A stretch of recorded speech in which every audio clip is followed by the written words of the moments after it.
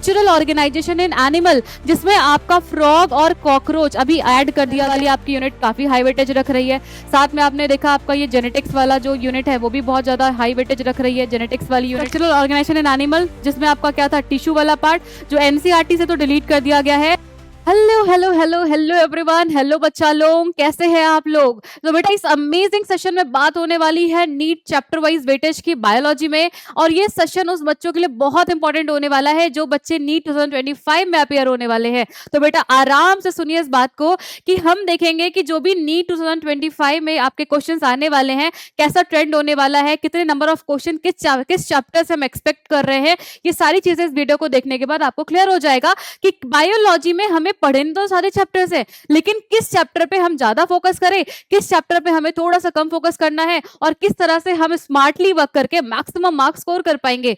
तो बेटा सबसे पहली बात तो ये हो जाएगी कि आपके जितने भी ये लास्ट 3 to 4 ईयर की अगर हम एनालिसिस करके देखें क्वेश्चंस की, तो बेटा कुछ चैप्टर ऐसे हैं जहां से बहुत ज्यादा नंबर ऑफ क्वेश्चंस आते थे, कुछ चैप्टर्स ऐसे हैं जहां से थोड़े कम क्वेश्चंस आते थे। लेकिन ऐसा भी है कि नीट 2024 में बहुत सारे चैप्टर्स को डिलीट कर दिया गया है, और जो चैप्टर्स डिलीट हुए हैं वहां के क्वेश्चन जो बना करते थे वो क्वेश्चंस अब हम इधर शिफ्ट करेंगे जो अब रिमेनिंग सिलेबस बना है। इसका मतलब जरूर हमें बाकी ईयर्स के कंपैरिजन में नीट 2025 में कुछ ट्रेंड चेंज होता हुआ दिखा है कि किसी चैप्टर का वेटेज बहुत बढ़ गया है, किसी चैप्टर का वेटेज थोड़ा सा कम हो गया है। वो सारी चीजें हम यहाँ पे देखेंगे कि कहाँ पे वेटेज बढ़ता हुआ दिख रहा है, क्या नया ट्रेंड सेट हो रहा है। ये सारी चीजें हम बेटा फटाफट यहाँ पे देखेंगे, आप भी एकदम आराम से देखो।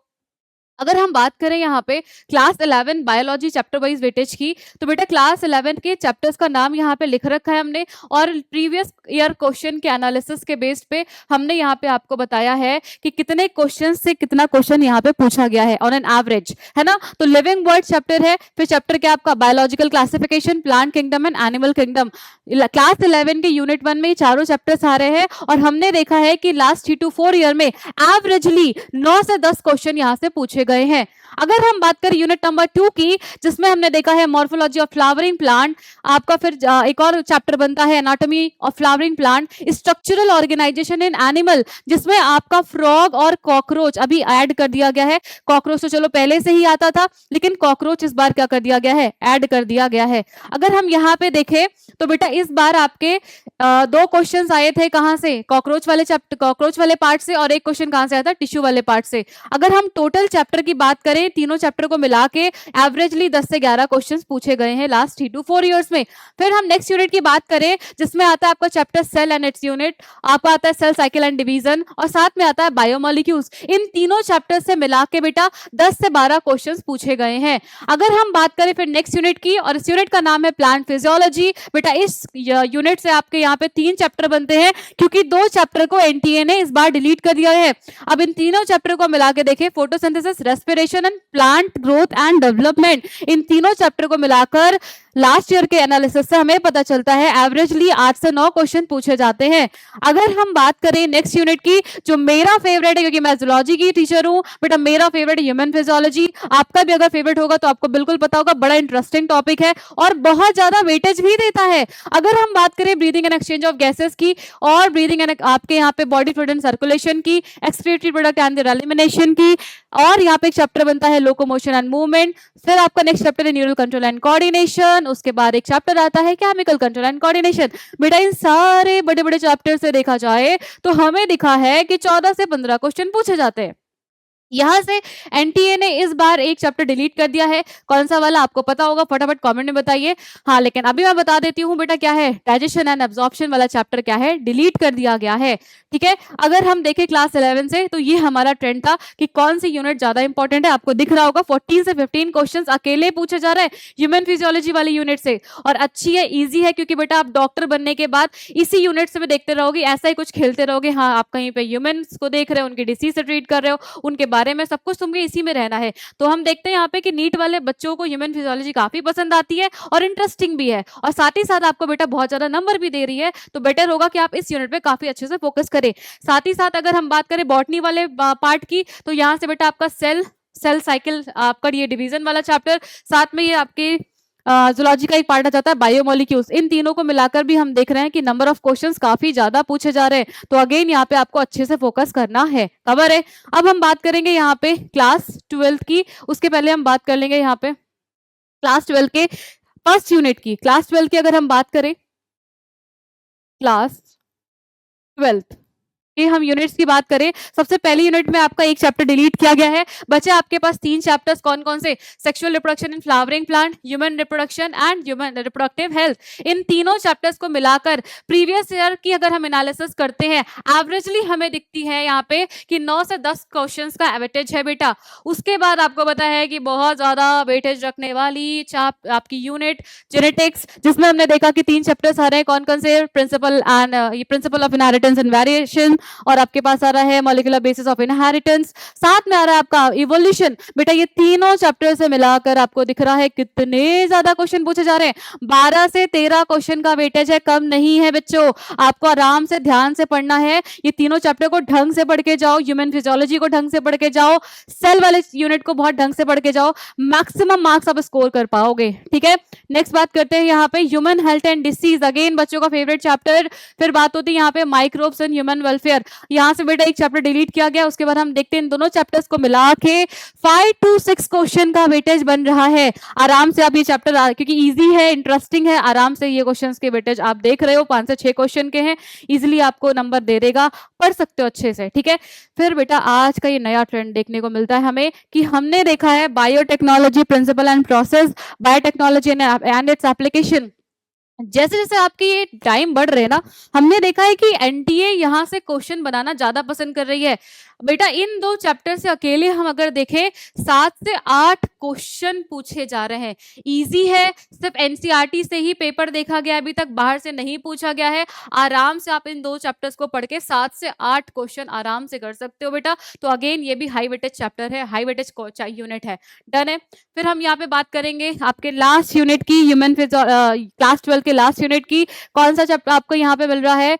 Organism and population, ecosystem, biodiversity and conservation. बेटा इन 3 चैप्टर, इस पूरे आपकी इकोलॉजी वाली यूनिट से देखा जाए 3 चैप्टर यहाँ पे आपके बचे हुए हैं, जिसमें आपसे क्या पूछा जा रहा है? 8 से 9 क्वेश्चन। अगेन ये भी आपकी क्या है? हाई वेटेज यूनिट दिख रही है बेटा। अगर हम बात करें ओवरऑल लास्ट ईयर के एनालिसिस से, हमें दिखा कि यहाँ पे सेल वाली आपकी यूनिट काफी हाई वेटेज रख रही है। साथ में आपने देखा आपका ये जेनेटिक्स वाला जो यूनिट है वो भी बहुत ज्यादा हाई वेटेज रख रही है, जेनेटिक्स वाली यूनिट। साथ में आपने देखा यहाँ पे कौन सी वाली? बायोटेक्नोलॉजी वाली जो यूनिट है, ये भी बहुत हाई वेटेज रख रही है। उसके बाद आपने देखा ह्यूमन फिजियोलॉजी, ह्यूमन फिजियोलॉजी वाली जो यूनिट है आपकी, वो भी क्या कर रही है बेटा? अच्छा खासा वेटेज रख रही है। अगर हम यहाँ पे देखें, साथ में आपका जेनेटिक्स हो गया, सेल बायोलॉजी वाली हो गई, बायोटेक्नोलॉजी, ह्यूमन फिजियोलॉजी, उसके अलावा आपकी क्या इकोलॉजी वाली, ये सारी की सारी यूनिट जो है बहुत हाई वेटेज रख रही है। इन सारी यूनिट को आप ढंग से पढ़ के जाओ, मैक्सिमम मार्क्स स्कोर कर पाओगे, डन है। अब हम बेटा देखेंगे यहाँ पे, ये तो ट्रेंड हो गया आपका लास्ट कुछ सालों का, जिससे हमने यहाँ पे देखा था कि कितने क्वेश्चन एवरेजली बन रहे हैं। अब हम यहाँ पे बात करने वाले हैं कि ठीक है, जो अब तक हुआ, लेकिन इनमें से कुछ चैप्टर्स तो डिलीट हो चुके हैं ना। अब हम देखें हमारे नीट 2024 में जो इस बार हुआ है, कितने क्वेश्चंस आए हैं, कितने क्वेश्चन नहीं आए हैं, जो चैप्टर डिलीट हो गए, क्या उन चैप्टर के क्वेश्चन को उठा के कहीं और एडजस्ट किया गया है, क्या हमें नया ट्रेंड सेट होता हुआ दिख रहा है, ये सारी चीजों को हम बात करेंगे। देखो यार, आपने पढ़ रखा है ना, ओल्ड इज गोल्ड, सबने सुना होगा। हमने देखा कि प्रीवियस ईयर क्वेश्चंस के एनालिसिस करके कि कितने क्वेश्चन का वेटेज बनता है ना।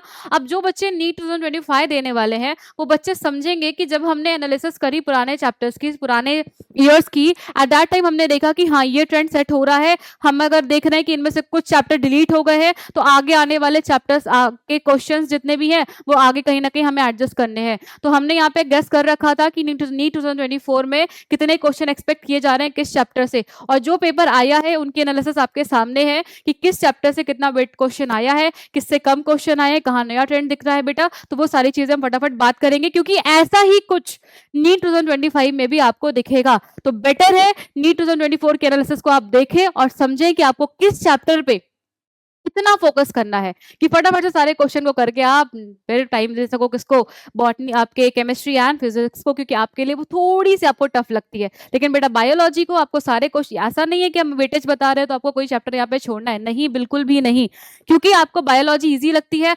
बायोलॉजी ईजी होती भी है बेटा, क्योंकि नीट के बच्चों को आसान आसान लगता है। और यहाँ पे आपको करने तो सारे चैप्टर्स है, सारे यूनिट्स हैं, लेकिन हाँ प्रायोरिटी सेट होनी चाहिए कि हम किस चैप्टर को पढ़ के ज्यादा मार्क्स स्कोर कर सकते हैं, उनको ज्यादा अच्छे से प्रिपेयर करें। जिनका वेटेज थोड़ा सा कम है उनको हम बाद में भी देख लेंगे, ठीक है। तो फटाफट देखते हैं यहाँ पे अब चैप्टर वाइज एनालिसिस नीट 2024 की। तो देखो बेटा यहाँ पे लिविंग वर्ड पहला चैप्टर है, जहां से 0 क्वेश्चन आए हैं, मतलब एक भी क्वेश्चन नहीं आया। तो जरा देखो बायोलॉजिकल क्लासिफिकेशन से कितने क्वेश्चन आए हैं, 2 क्वेश्चन। नंबर ऑफ क्वेश्चन कम होते दिखे, क्योंकि लास्ट ईयर की अगर हम एनालिसिस करें कुछ ईयर्स की, तो हमने देखा है 3 से 4 क्वेश्चन तो जनरली आपके बायोलॉजिकल क्लासिफिकेशन से आते थे कि नहीं आते थे ना। तो अब हम बात करेंगे यहाँ पे नीट 2024 में, यार ये ट्रेंड दिख रहा है हमें कि number of question biological classification से कम हुआ है, ठीक है। अब देखो जो यूनिट तुम्हें थोड़ी सी टफ लगती है, प्लांट किंगडम, इससे कितना क्वेश्चन आया है, 1 क्वेश्चन। एनिमल किंगडम यार बड़ा ट्रेंड सेट करता हुआ दिख रहा है, अकेले कितने क्वेश्चन आ गए यार, 5 क्वेश्चन, मतलब अकेले एक चैप्टर आपको 20 नंबर दे रहा है। और साथ ही साथ यार एक चीज और है, एनिमल किंगडम से रेयर होता है, जैसे कि इस बार हमने देखा और 1-2 बार और देखा गया है कि नीट के बाहर से, एनसीईआरटी के बाहर से पेपर आया, नहीं तो जनरली अगर हम बात करें एनसीईआरटी से ही एनिमल किंगडम में आता है क्वेश्चन, ठीक है। आराम से कर सकते हो बेटा ढंग से पढ़ के। अगर हम बात करें फिर मॉर्फोलॉजी की और एनाटॉमी की, इन दोनों चैप्टर से आपको दिख रहा है 1 से 5 क्वेश्चन आए हैं, और एनाटॉमी वाले से कितने आए क्वेश्चन, आपके पास 3 क्वेश्चन आए हुए हैं, ठीक है।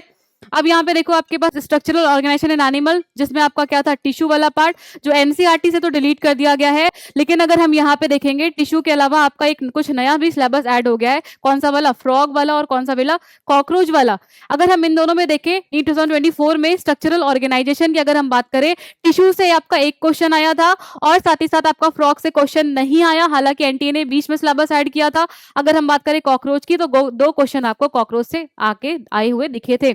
तो बेटा ऐसा कुछ भी नहीं है कि फ्रॉग इस बार नहीं पढ़ना है, नीट 2024 में नहीं आया तो आपको पढ़ के जाना है, क्योंकि यहाँ से क्वेश्चन बढ़ने के चांसेस है। आपके cell, the unit of life और biomolecule, cell cycle and cell division से अगेन आपको दिखेगा ये 4 क्वेश्चन आए हैं सेल वाले चैप्टर से, सेल साइकिल एंड डिवीजन से 4 क्वेश्चन आए हैं। अकेले बायोमोलिक्यूल्स वाले चैप्टर से बेटा कितने क्वेश्चन देखने को मिल रहे हैं, 6 क्वेश्चन देखने को मिल रहा है। अच्छा चैप्टर है, थोड़ा सा बच्चों को टफ लगता है, लेकिन बेटा पता है आराम से पढ़ लोगे तो टफ नहीं लगेगा, आराम से सॉल्व कर सकते हो। नंबर ऑफ क्वेश्चन ज्यादा प्रैक्टिसिंग ज्यादा कर लो, आराम से 6 क्वेश्चन तुम्हारे बन जाएंगे, ठीक है।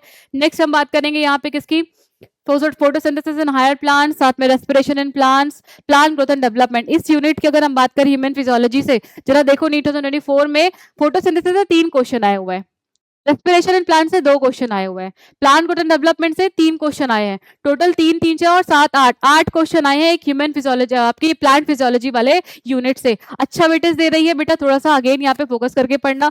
अब बात आएगी अपने ह्यूमन फिजियोलॉजी की, जिसमें आपका पहला चैप्टर कौन सा वाला हो गया है, breathing and exchange of gases. पहले वाला कौन सा हुआ करता था जो अब नहीं है, डाइजेशन एंड एब्जॉर्प्शन। तो जाहिर सी बात है यार, डाइजेशन एंड एब्जॉर्प्शन जो क्वेश्चन बनते थे उन क्वेश्चन को कहीं ना कहीं हम लाके और सेट करेंगे ना, मतलब किसी चैप्टर का वेटेज तो बढ़ेगा। देखो यहाँ पे breathing and exchange of gases से कितने क्वेश्चन आए, 2 question. Body fluid and circulation से कितने आए, 3 क्वेश्चन। बड़ा चैप्टर है, 3 क्वेश्चन आ रहे हैं, कोई बड़ी बात नहीं है, और क्वेश्चन बन सकते हैं। और नीट 2025 में एक्सपेक्टेशन भी है कि बॉडी फ्लूइड एंड सर्कुलेशन से नंबर ऑफ क्वेश्चन बढ़ सकते हैं, ठीक है बेटा। फिर आपके पास क्या है, एक्सक्रेशन वाला चैप्टर है, जिसमें आपके 2 क्वेश्चन आए हैं। लोकोमोशन एंड मूवमेंट से हमेशा देखा गया है कि नंबर ऑफ क्वेश्चन कम आते हैं, और लोकोमोशन में इस बार का जो आपका क्वेश्चन आया था लोकोमोशन एंड चैप्टर में, लोकोमोशन एंड मूवमेंट में आपका जो क्वेश्चन आया था इस बार थोड़ा सा अलग ट्रेंड सेट कर रहा था, क्योंकि अलग सा ही बिल्कुल क्वेश्चन दे दिया, जिसमें बच्चों ने बहुत परेशानी फील करी थी। नेक्स्ट क्या है, न्यूरल कंट्रोल एंड कोऑर्डिनेशन। बड़ा चैप्टर है लेकिन अच्छा इंटरेस्टिंग चैप्टर है। आपने देखा यहाँ से कितने क्वेश्चन आ रहे हैं, 2 question. Chemical control and integration, easy chapter है, छोटा चैप्टर है, आराम से पढ़ के याद करके जा सकते हो। सीधे सीधे कितने क्वेश्चन दिख रहे हैं, 3। इसका मतलब इस पूरी ह्यूमन फिजियोलॉजी से अगर आप देखोगे 3 2 5 6 7 8 9 10 11 12 13 क्वेश्चन, लगभग 13 से 14 क्वेश्चन का वेटेज है बेटा, तो कम वेटेज नहीं है। अगर हम बात करें इस पूरे 11th वाले यूनिट से तुम्हारे कितने क्वेश्चंस आए हैं नीट 2024 में, 54 क्वेश्चंस आ रखे हैं। तो समझ सकते हो तुम्हें किस चैप्टर को तुम्हें वेटेज ज्यादा देना है, किस पे ज्यादा फोकस करना है, किस पे कम फोकस करना है, ठीक है। अब किसकी बात होगी बच्चा लोग, क्लास 12 की। देखो 11 तो तुम्हारा थोड़ा सा गड़बड़ हो जाता है, लेकिन हाँ तुम्हें अब ये पता चल गया गड़बड़ हुई तो हुई, लेकिन हमें फोकस करना पड़ेगा कुछ चैप्टर्स पे, नहीं तो हमारे नंबर कम हो जाएंगे। ठीक है, तो देखो क्लास 12 की बात करें, क्लास 12 का पहला चैप्टर जो अब है वो कौन सा है, sexual reproduction in flowering plants. Second chapter कौन सा है बेटा, human reproduction. And third chapter कौन सा है, रिप्रोडक्टिव हेल्थ। पहले यूनिट के 3 चैप्टर बचे हैं, जिसमें आपने देखा फ्लावरिंग प्लांट से 2 क्वेश्चन आए हैं, ह्यूमन रिप्रोडक्शन से 5 क्वेश्चन आए हैं। This is very important. आप देख रहे हो 5 क्वेश्चन अकेले एक चैप्टर दे रहा है बेटा, तो फोकस करना बहुत बहुत बहुत इंपॉर्टेंट है इस चैप्टर में। ठीक है, रिप्रोडक्टिव हेल्थ के क्वेश्चन कितने आए हैं आपके पास, 2 है ना, छोटा चैप्टर है, अच्छा क्वेश्चन है, 2 क्वेश्चन है, हो सकता है नेक्स्ट तुम्हारा 3 क्वेश्चन भी आ जाए 2025 में।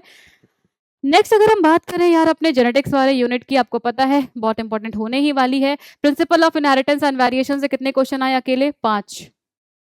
मॉलिक्यूलर बेसिस ऑफ इनहेरिटेंस किससे कितने क्वेश्चन आ गए बेटा, 6 क्वेश्चन आए हैं। इवोल्यूशन से 3 क्वेश्चन आए हैं। देख रहे हो कितनी हाई वेटेज यूनिट है, इसका मतलब कितनी भी डर लगे जेनेटिक्स से, पढ़ना तो बेटा ढंग से है, वरना कुछ है नहीं ऑप्शन तुम्हारे पास।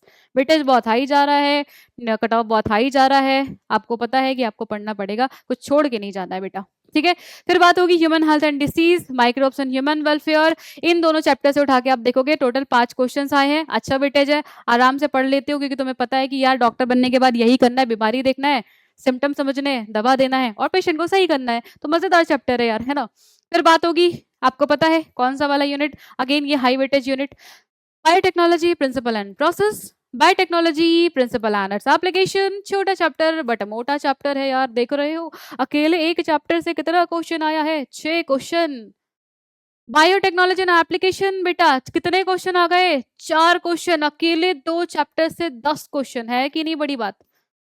तो तुम्हें पता चल गया होगा कि बायोटेक्नोलॉजी में बेटा किसी दिन क्लास एब्सेंट मत करना, ढंग से पढ़ाई करना, फोकस होके पढ़ना, बाहर से कुछ आता ही नहीं, एनसीईआरटी से एक पेपर बनेगा, करके चले आना। ठीक है, तो ये थी हमारी सारी एनालिसिस, थोड़ी सी और चैप्टर्स बचे हैं। लास्ट आपका इकोलॉजी वाला यूनिट जो है, organism and population, ecosystem and आपका बायोडाइवर्सिटी एंड कंजर्वेशन, तीनों को मिला के देखोगे, एक से आया है 2 क्वेश्चन, इकोसिस्टम से आया 1 क्वेश्चन, बायोडाइवर्सिटी एंड कंजर्वेशन से देख रहे हो कितने क्वेश्चन आए बेटा, 5, अगेन हाई वेटेज यूनिट। अब अगर हम बात करें क्लास 12 से कितने क्वेश्चन आए हैं, 46 टोटल क्वेश्चन आए हैं। क्लास 11 की बात करें टोटल क्वेश्चन कितने आए, 54 क्वेश्चन आए हैं। मतलब आपने देखा है कि 11 की जो वेटेज है वो क्या है, 12 के वेटेज से क्या है, थोड़ा सा ज्यादा। हाँ, लेकिन आपको पता है जहाँ पे कम चैप्टर से ज्यादा वेटेज मिल रहा है वो आपको ज्यादा अच्छे से पढ़ना है। ओवरऑल आपको चीजें समझ में आ गई होंगी बेटा कि कहाँ पे फोकस ज्यादा करना है, कहाँ पे कम करना है। मजा आया होगा इस अमेजिंग सेशन में, मुझे भी बहुत मजा आया ये बातें करने में। तो थैंक यू फ्यूचर डॉक्टर्स, अपना ख्याल रखिएगा और बताइएगा कैसा लगा आपको।